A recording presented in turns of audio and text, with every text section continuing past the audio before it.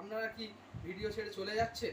তাহলে একটি গুরুত্বপূর্ণ তথ্য নিয়ে যান। তার আগে কালকে দীঘায় জগন্নাথ মন্দিরে যে লাইভ ভিডিও আপনারা দেখবেন কোন ওয়েবসাইটে থেকে, তার বিস্তারিত তথ্য আমি জেনে নিই।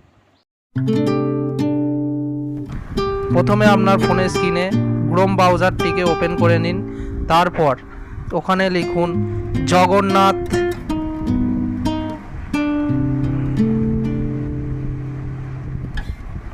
ধাম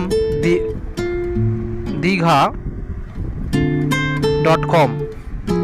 লাইভ। তারপরে উপরে স্ক্রল করুন, দীঘা জগন্নাথ টেম্পলে ক্লিক করুন, ওয়াচ লাইভ এ ক্লিক করুন।